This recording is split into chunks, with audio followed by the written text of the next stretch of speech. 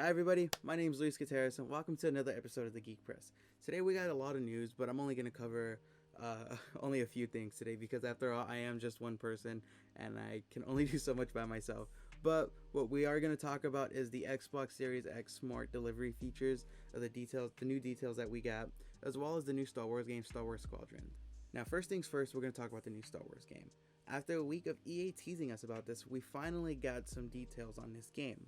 Now, it's going to be coming out October 7th, and it's going to be releasing on the PlayStation 4, Xbox One, and PC. And the game will also be playable in VR for both PS4 and PC, but they haven't said which headsets it's going to be supporting just yet. Although we did get a trailer for the game, we didn't see any actual footage of it, and we won't be seeing any actual footage of the game until EA Play, which is going to be happening June 18th, but we did get some details about the game. Now, for starters, it's going to have a full-on single-player mode, as well as a multiplayer as well, and the game is being developed by Motion Studios with Lucasfilms. For the multiplayer, it shouldn't come as a surprise that we're going to be flying some pretty iconic ships, from TIE Fighters to X-Wings and everything in between. So don't worry and don't fear that you're going to be missing out on something, because I'm pretty sure EA is not going to hold back, because, you know, they're EA, and say what you will, some of the games they make are decent. Not all of them. Some of them, and I have hopes that this one's going to be good. Now, for the multiplayer, you're going to be able to partner up with 4 other players, and we did get some details on some of the multiplayer modes, one of them being Fleet Battle, and the goal of the game is to essentially defeat and destroy the other enemy's flagship. So pretty much you're going to be defending your ship and attacking theirs, while the enemy team is going to be doing the same. And there's going to be another mode in there called Dogfight, which essentially you take out as many ships as possible, which sounds to be their version of Team Deathmatch. So you know what, that's gonna be cool, and I can't wait to be playing Danger Zone and pretending I'm in a Tom Cruise movie flying this ship, while in reality I'm in Star Wars and I'm sitting playing video games. Now, in the Star Wars game, they will have cosmetics and they will have boosts in the multiplayer game, but it's important to note, due to the backlash on Star Wars Battlefront 2, they're not going to have microtransactions. So if you want to unlock the cosmetics to make your ship look cool, and if you want to unlock these boosts to essentially make you a god in the game, you have to grind them out. Because, like I said, the big reason they're doing this is because of what happened in Star Wars Battlefront 2, where essentially at launch of the game, if you paid like X amount of money up front, you were a god. You were essentially Darth Maul in the trailer, annihilating all the clone troopers. That's how powerful you are. Sector is clear. Not clear! Not clear! In the game, we're also going to be exploring new planets that we haven't seen, such as Yavin Prime and Gallatin. I don't know if I'm saying that right, I'm just running with it. But it's important to note that this game is going to be crossplay across the board. As for the timeline of this game is going to be taking place right after the Return of the Jedi, and it's going to be right after the Battle of Endor, where the Rebels destroy the Death Star 2. It's set to have an original story and have a diverse cast of original characters. And it's also being said that we're going to be seeing a lot of familiar faces that we've seen from previous Star Wars before, so it's going to be fun to see which characters do come up. Perhaps the biggest shocker is that this game isn't full price, and it's actually only going to be costing you $40. And right now, essentially, you can pre-order it on just about everything. I've seen it on Steam, I've seen it on Xbox, PlayStation, and so much more. So hurry up and get your pre-order in on this game, and I can't wait for October 2nd, because I am a whore for Star Wars. I love Star Wars, and it's like, you know, it's that person that's let you down time and time again, but you keep going back to them because you remember the good times. And that's what Star Wars is to me.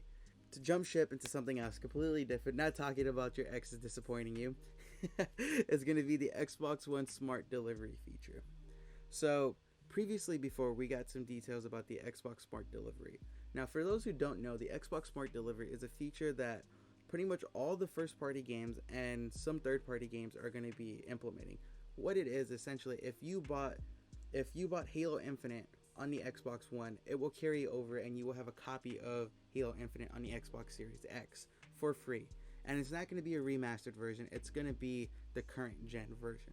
And with the current gen version, it's going to be more powerful, it's going to run smoother, it's going to be all around better.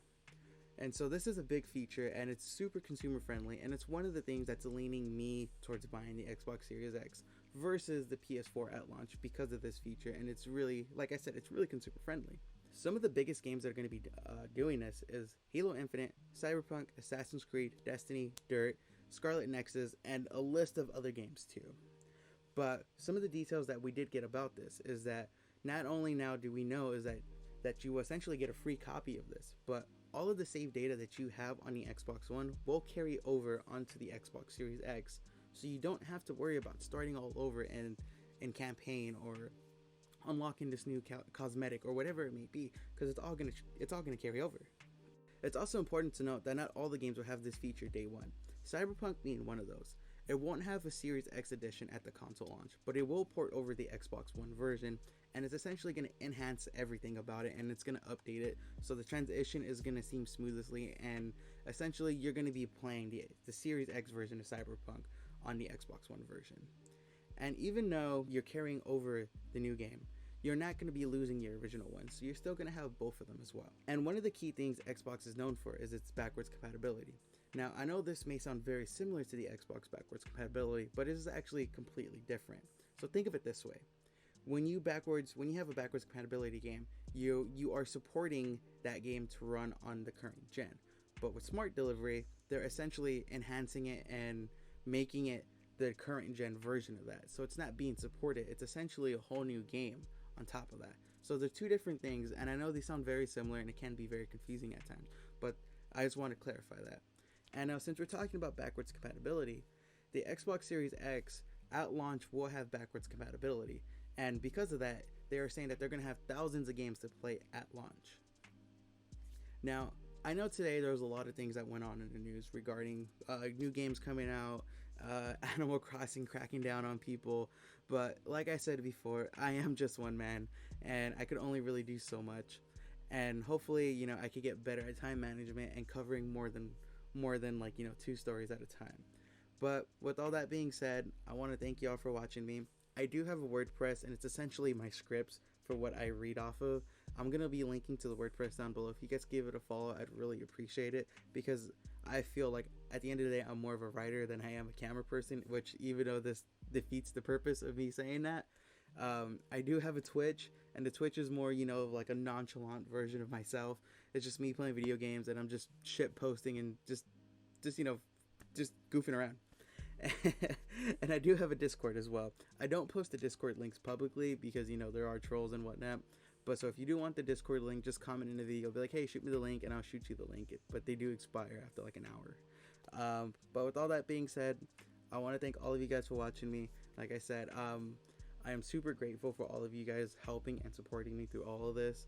And I know this may not be the best video right now, but like I said, in time I will get better with this, because practice makes perfect. And I want to be able to cover more stories and get a little bit more in depth with all of them.